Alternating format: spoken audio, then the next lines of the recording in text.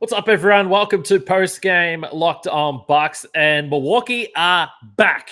Forget about the podcast from yesterday with all the concerns. Giannis is back. That means the Bucks are back. 50 points from Giannis tonight. It was incredible. Let's get into it.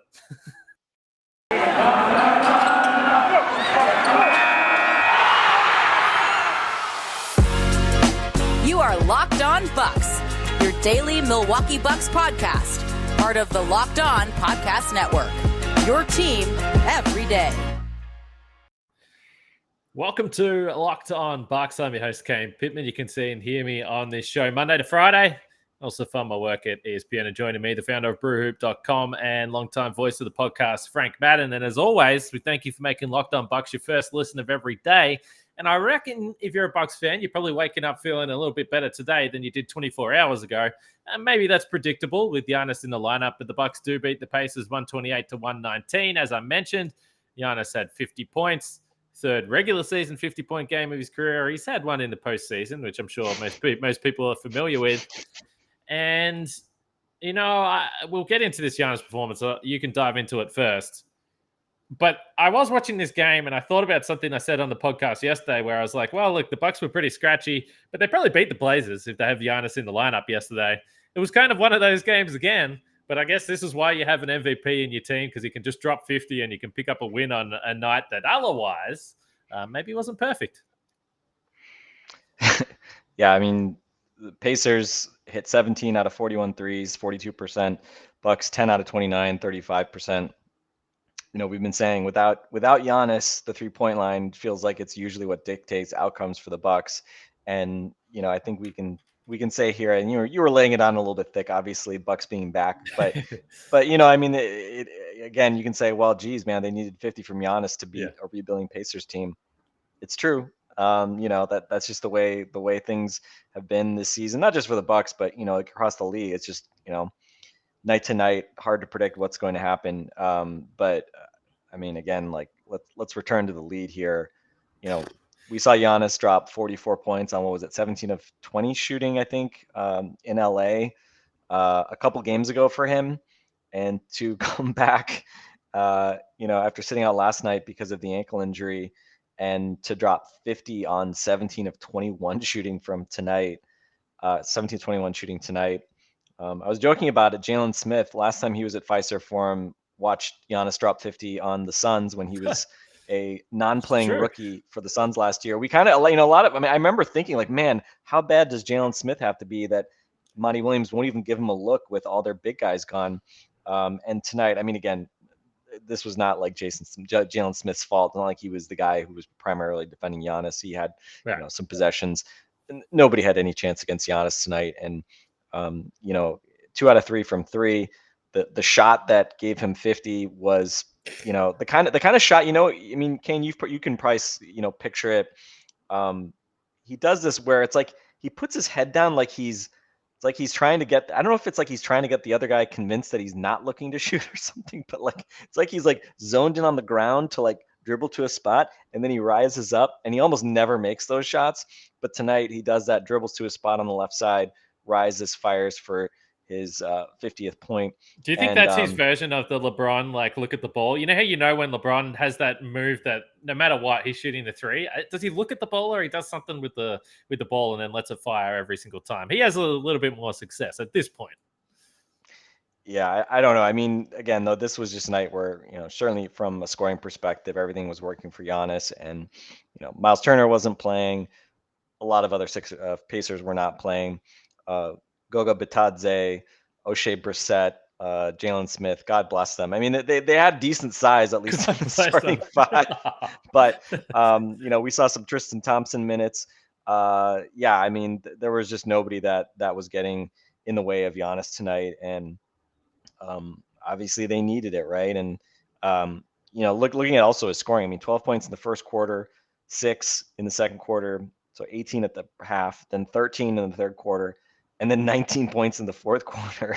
I mean, again, just this is a guy that knows how to close games at this point. He's the leading fourth quarter scorer in the NBA. We saw that reason again tonight, but just going to the basket, it was just like a kid playing with his, younger siblings on a Nerf hoop or something like that, right? I mean, it was just really impressive to watch. It was. Now, this isn't the greatest production of all time, and I'm not even sure if this is going to work, but I don't know if you saw this photo, Frank, and if you're watching on YouTube, you'll be able to see that. But this is this was the dunk earlier in the game. And the funny thing is that, like, you wouldn't call this dunk a traditional poster because it ended up being an uncontested dunk. But he took off from, just below the free throw line, and Buddy Hield is just standing there looking up at him. And even the photo, when you look at how far away he is from the rim with his arm fully extended, it's like, I don't know, there's no possible way. Like, would defy logic for him to be able to dunk this, but he did it so easily.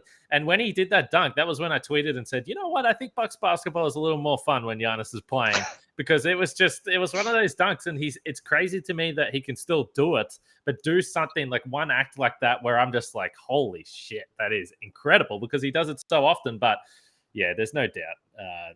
Bataze, is it Bataze? Bataze? I actually, I take pride in pronunciations. I can't say I know if the D. Are you saying like the D might be silent? Yeah, I mean, I said Bataze, but I'll take your word for it if the D's silent. I'd have to check the Pacers game notes. Well, either way, that guy, that Pacers defender, later on in the game, I think Giannis was going to the basket, and I think he cops like a knee or something, and he was on the ground and he just punched the floorboards. I almost felt the pain of like what he must be thinking at that point. There was another possession earlier in the fourth quarter where Marcus was basically laughing at him, going, oh no, he's trying to get the switch back. He switched onto Giannis. He doesn't want it anymore. And then Giannis just went to the free throw line. It was just a bunch of helpless men out there in yellow tonight. There was really nothing that they could do about. By the way, I just checked it. You're correct, Kane. Goga Bataze. There's the D is silent according to the Pacers game notes. So again, we try to be respectful of pronunciations on this podcast. So there you go. So when I was looking, because for some reason, I mean, Giannis has had a lot of games where he's sort of 45 points to 49 points. He's racked up a few of those games over the last few seasons, but he's had this one. Another one was against Utah, and then the other one was against Philadelphia, where they lost that game. And he had some words to describe Ben Simmons as a defender. I believe that's right. That was that game there.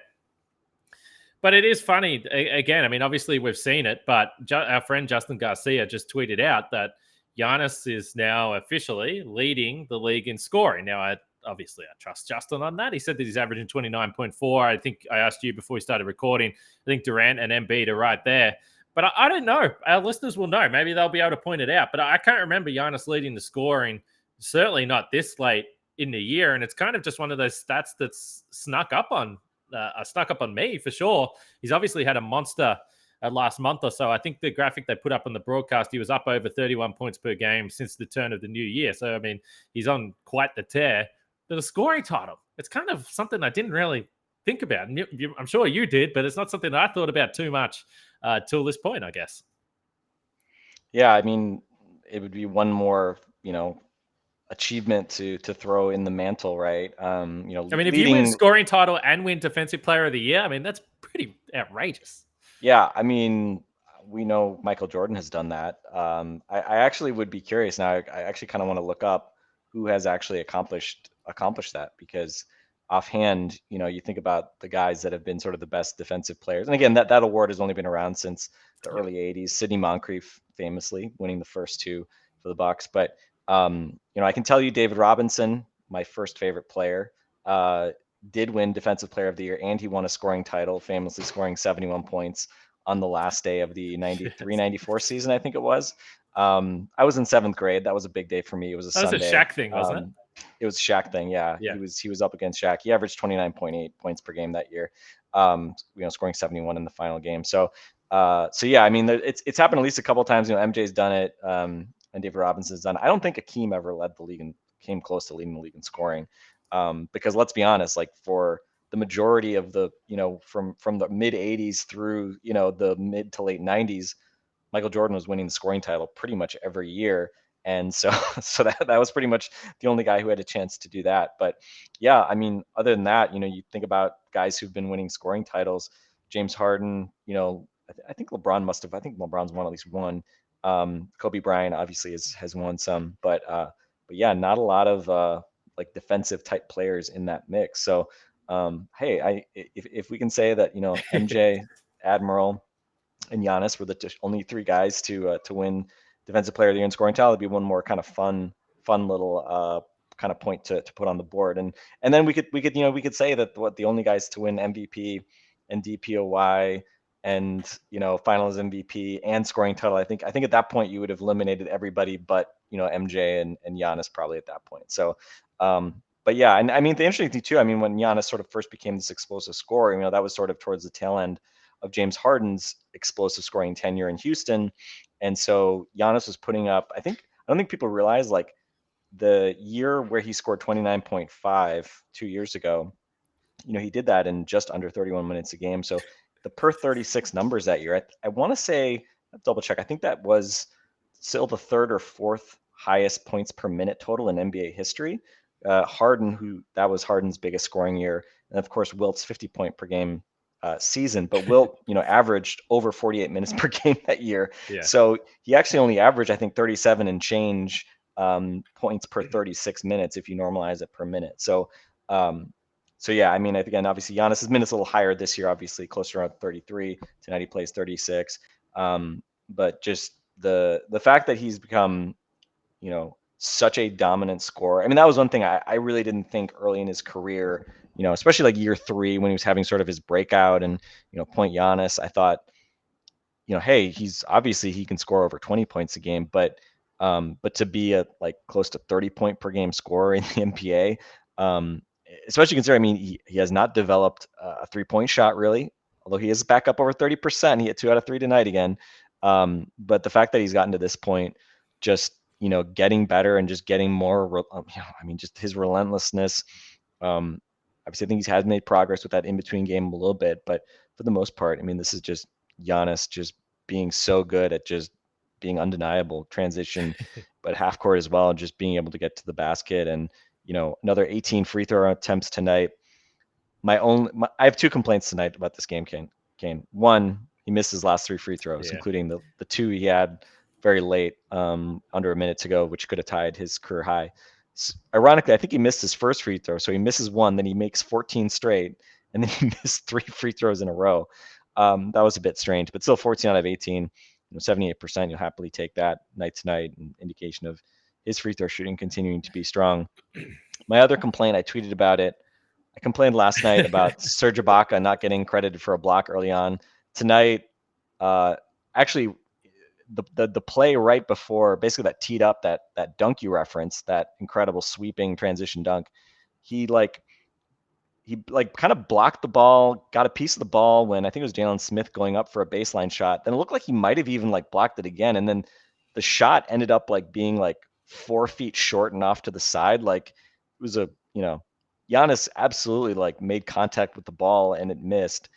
No block, no steal given. My hatred of whatever 78-year-old men would run the Bucks scoring table continues. My one-way scorn for them. They had no idea that I feel this way, but I do. I feel they've been screwing Giannis out of blocks and steals for years now. Once again tonight, it happens. No blocks, no steals tonight, but at least they didn't screw him out of any points. So I can confirm he had 50 points tonight. That's good.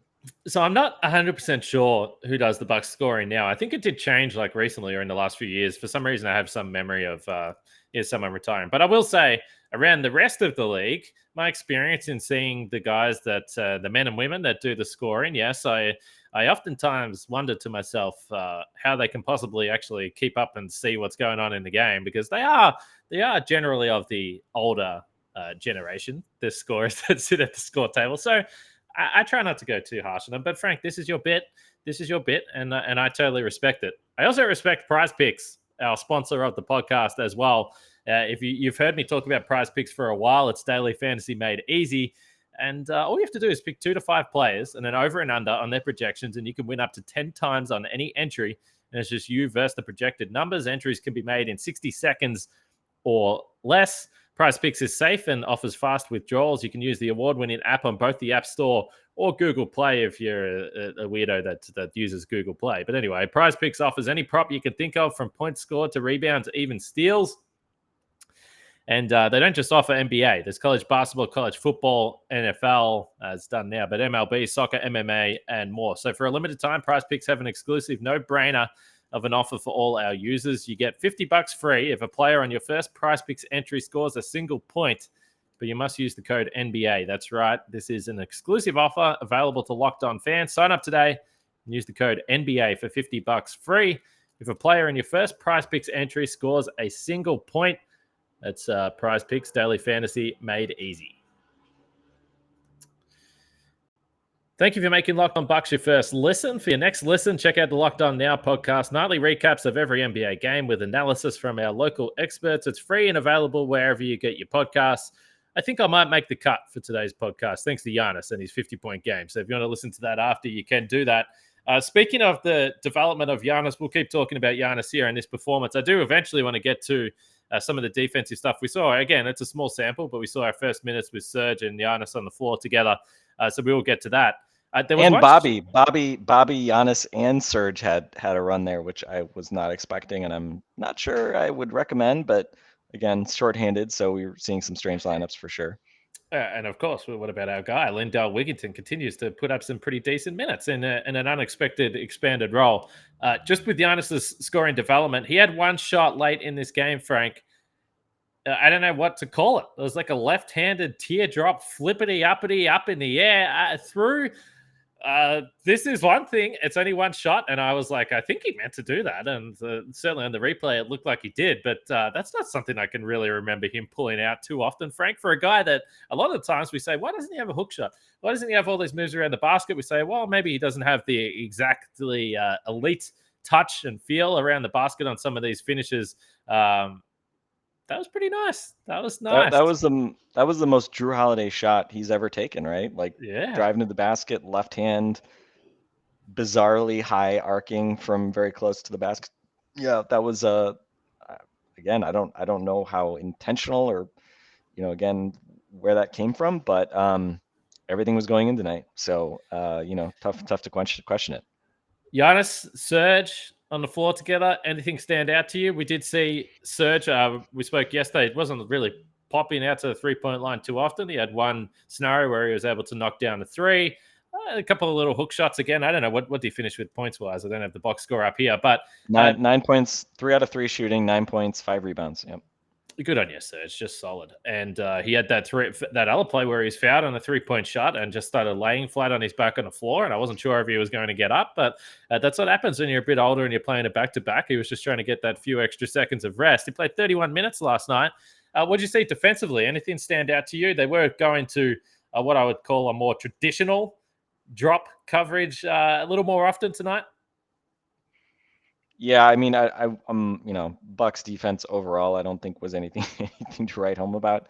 Again tonight. I think I was happy to see, just from a schematic standpoint, the fact that they were playing more traditional. Interesting, we saw Bobby doing that as well. Typically Bobby, I think we've kind of thought of as like he was the reason why the Bucks have been much more aggressive in pick and roll coverage. Giannis can do kind of anything. Bobby obviously not really a drop type of center, but with Serge back, I think it was good to see Serge being used in that way. We saw them kind of doing that more so throughout the game. We did see some switching late. And again, I'm not going to sit here and tell you like, oh, like the drop worked to perfection and, they stifled the Pacers or something like that. I think we did see the Pacers miss a lot of point blank shots. Give the Bucks bigs, Serge and Giannis, I think, some credit for that. Probably some luck as well, just with the Pacers just missing some shots. But again, I think that's how I think normally you'd want to play. And I think as far as like the rhythm of the game, again, as I've kind of said, I think switching is the change up really more. I think Bucks have like some different looks they can give you. The 2-3 zone, right? Like you're not gonna run like a zone for really extended periods, and we've seen them do that at times. But I think in a playoff situation, the zone is something you break out out of a timeout just to kind of put the opponent kind of in an awkward spot, and again, kind of try to surprise them a little bit, run it for a possession or two, something like that. Switching, I think, again, we've seen them do it, certainly like late in games at times, depending on the personnel and depending on the opponent's personnel as well, right? If you're got opposing kind of traditional big men out there, I don't know that you're really running switching as much, but when the other team is small in particular, switching can be certainly especially a more useful tool. So tonight, I think, kind of having that base defense, actually going back to the base defense that has been their base defense, that was, I think, again, what I would expect to see more of now that Serge is here, and certainly hopefully once Brooke is back. And then we did see them, though, hey, they could, go a little bit more of that switch everything type of approach late, kind of when needed. But again, nothing to write home about tonight. But again, I think just from a getting some reps perspective, excuse me, getting some reps perspective, I guess at least you got some of that tonight. Bucks and Sixers coming up next, last game before the All-Star break. And if you want to check out all the lines and odds for that game, you can do that at Bet Online. Football's done, but basketball is in full steam for both pro and college hoops. So you can get those odds, totals, player performance props, and find out which coach is going to be fired next. BetOnline.net is the number one spot for all your sports betting needs. BetOnline remains the best spot for the scores, podcasts, and news this season. It's not just basketball. BetOnline.net is your source for hockey, boxing, UFC, odds, right to Olympic coverage and information. Head to the website today or use your mobile device to learn more about the trends in action. That's BetOnline, where the game starts. Just from a defensive standpoint, and I've seen some people float this, so I'm just putting it out there into the open, into the Locked On Bucks universe. We saw Serge Ibaka, for obvious reasons, start in the game yesterday next to Giannis. I don't think we've seen enough from Serge to know what he really has left in the tank or what he can provide. Is there anything in terms of how you would like to see the Bucks start to play defensively, find some consistency on that end of the floor? Is there any part of you that if Serge is a guy that you can play drop coverage with, and Bobby Portis can do it as well, is there any part of you that's like, oh, maybe we can start to shift Bobby Portis back to the bench? Because if Brook Lopez is coming back, of course there's a scenario where he's not that healthy, but you would assume that Bobby's going to go back to playing that role. Is there any possibility you see that, or is it too early to tell?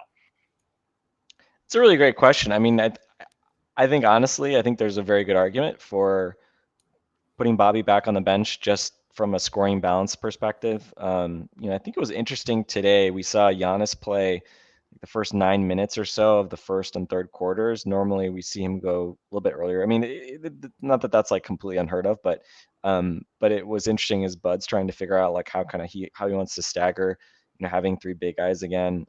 We did see a bit of that.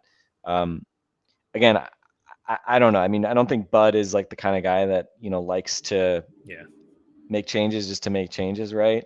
I think there's a pretty decent, argument from like a staggering perspective and just sort of a, defensive kind of base perspective of doing exactly what you're describing, starting Serge, bringing Bobby off the bench. And again, you can still play Bobby 30 minutes a game. It's not like that precludes you from doing that, right? Especially given that we often will see Giannis go to the bench pretty early in first quarters, right? I mean, if you're bringing Giannis to the bench at like the 6 minute mark, and then you put Bobby in for, an extended run, you can certainly still get Bobby plenty of minutes, still have him close if you want. So yeah, I mean, especially, I mean, I'd be curious. Again, the playing all three of those guys at once, I think was more a product of the fact that, who you're missing today. Obviously Pat is out. Interesting. He was like in like a full like sling type thing. It was like a forced, hand over your heart, national anthem, Pledge of Allegiance pose he was in. Maybe he's a big celebrator on the bench and they didn't want to take any chances, so they're really strapping that hand in. Strapping him in.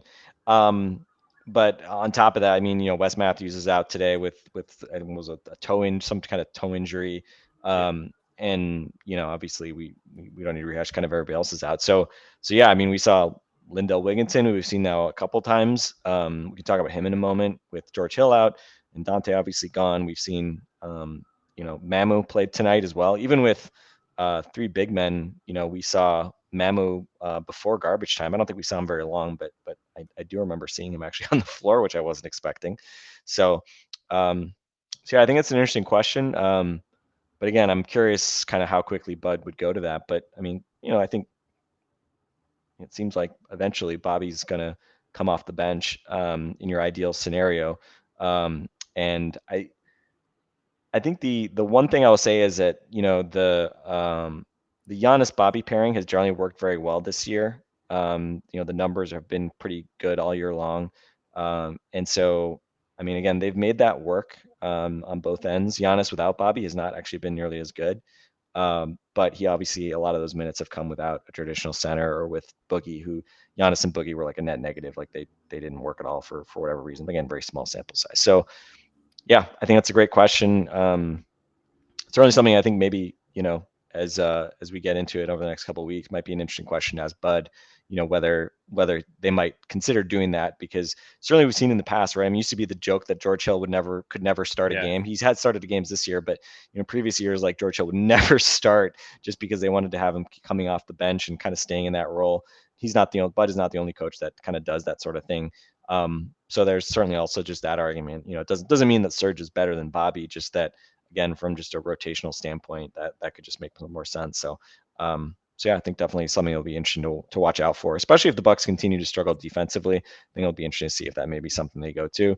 But again, I mean, honestly, just nice to have options for a change with your big man rotation. Yeah, I think for me as well, one of the reasons why I'm at least intrigued by the idea is just trying to maximize while you can minutes with Giannis, with Serge. Because like Bobby's played with Giannis a lot, Serge hasn't. So maybe that's a way of, as you said, they make their subs, whatever. You can figure it out. It maybe doesn't matter that much, but it could be a way to start games or however you feel about that. You mentioned Wigginton. He was pretty good. Marcus was loving him on the broadcast. The only thing Marcus was loving more than Lindell Wigginton on the broadcast tonight was his Dua Lipa ad read, which, as someone who enjoys doing ad reads, it was just a brilliant work from Marcus. Honestly, I love it. He's done it a couple of times now.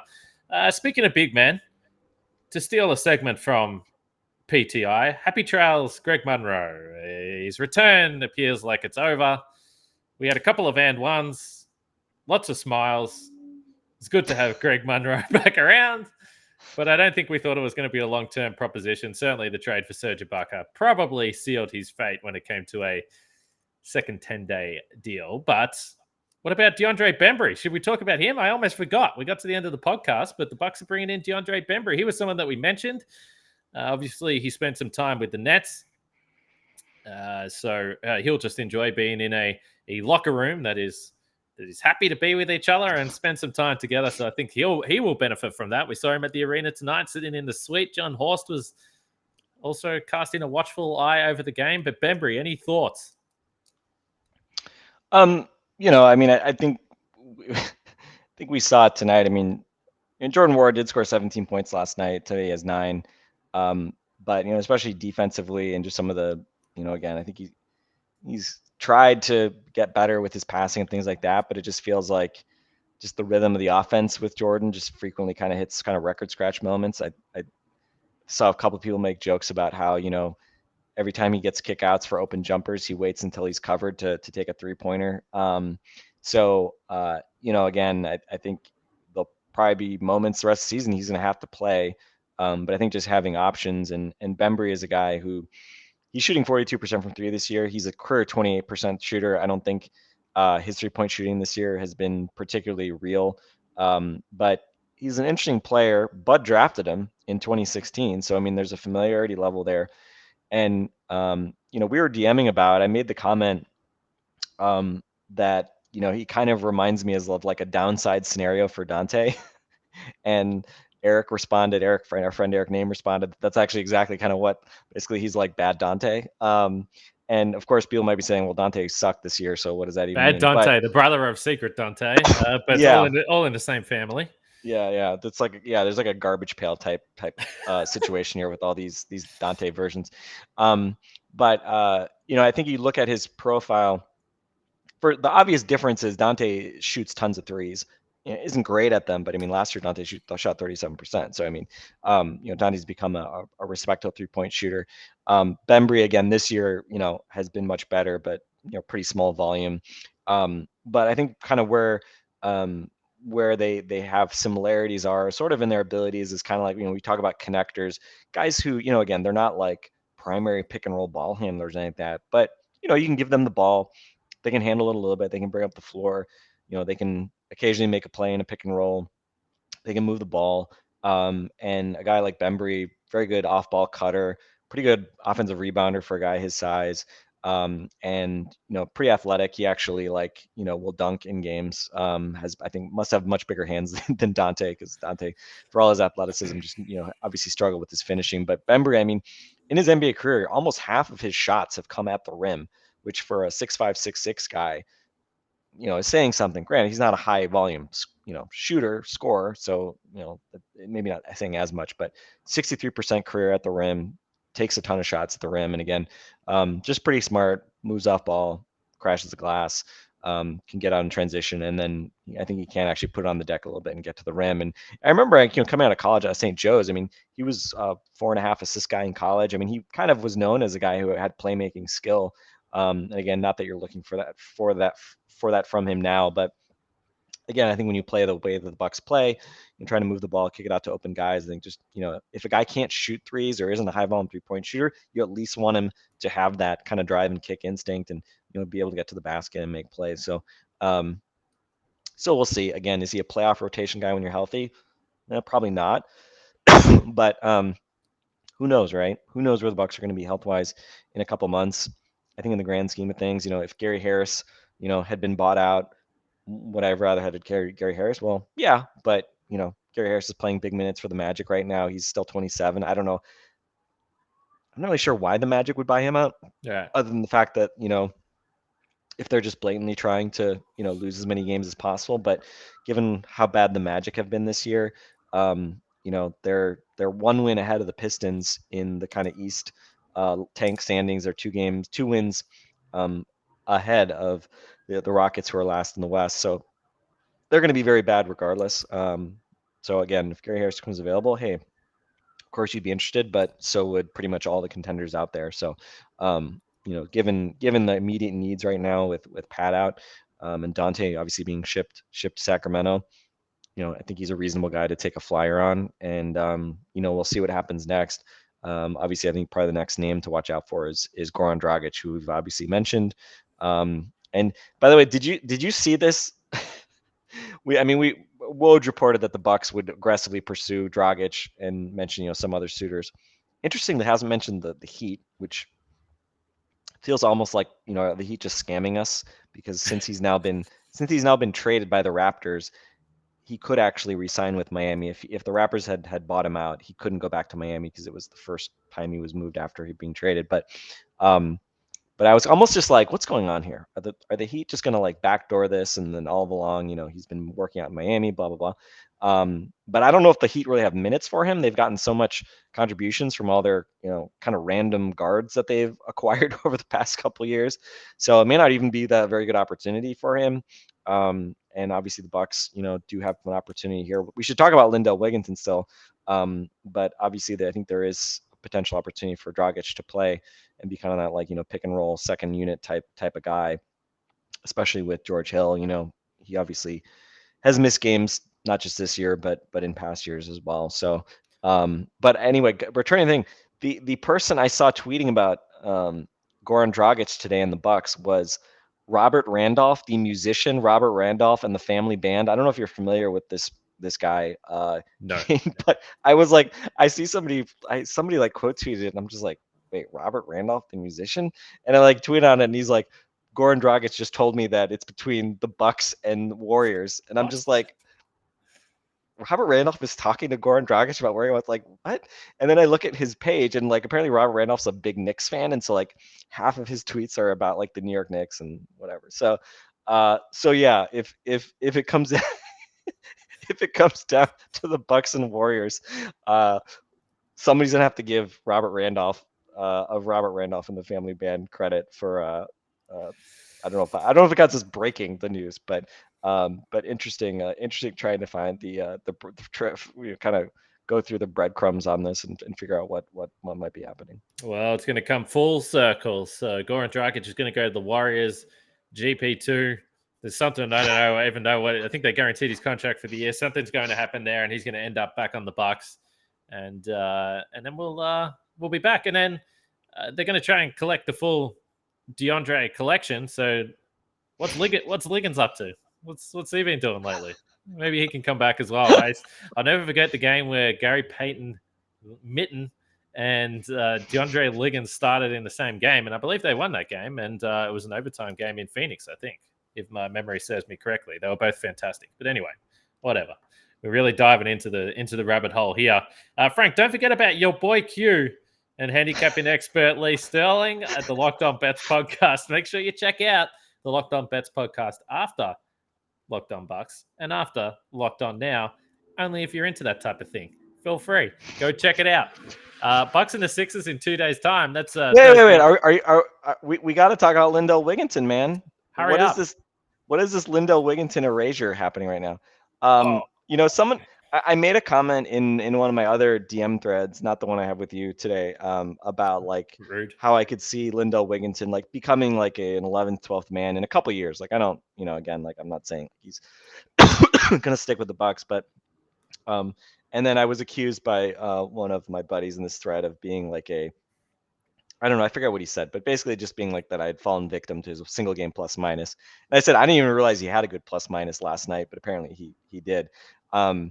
It's kind of weird. I mean, Wigginton is a guy who has never been a good shooter. He didn't shoot efficiently in college at Iowa State. He hasn't shot efficiently from three or anything like that. I mean, he's like a low 30s, I think, 3-point shooter with the Herd. So it's been weird because he's actually like been like making threes here in this early stint with the Bucks. Had kind of a couple ill-advised quick threes in the fourth quarter, I think it was, and one which he airballed. His legs like go every which direction when he jumps, when he takes threes, which I feel like is just generally not a good thing to do when you're shooting threes. Kind of reminds me of, I don't know if you remember Corey Brewer. Corey Brewer had just like the most like non-replicable mechanics ever. Like every 3-point shot, his mechanics look different. His legs went all different directions. I think Lindell Wiggins is not that bad at it, but let's just say I'm not sure how real the 3-point shooting is from him. But it's been encouraging, and also last night against the Blazers, I mean, he really works. I mean, he's a very good athlete. He's strong. He's not big, but he's strong, and he really works defensively. And again, you need some discipline and some savvy to go with it. I don't know if he's got tons of those things, but especially, just given with this kind of depleted lineup, let's just say the effort defensively has not been great all the time with the Bucks here of late. And so I think just the way he's kind of battled and trying to get over screens, things like that, I think has been just, encouraging to see. And again, I think with guys like this, I mean, even Wara, the hard part is even if these guys become NBA players, it's like, is it going to happen with the team that they started with, like the Bucks? A lot of times guys have to kind of bounce around a little bit, mature, get their games together before they actually kind of figure things out. But kudos to him. I mean, they need some minutes right now with George Hill out, with Goran Dragic leading on musicians and NBA insiders and trying to figure out what he's going to do. So kudos to Lindell Wigginton. Tonight, what did he finish with? Career high 12 points, I think. I mean, yeah, shout out to him. 12 points on 8 shots, a couple of rebounds, assists, steal, +1. Good +1 in 28 minutes.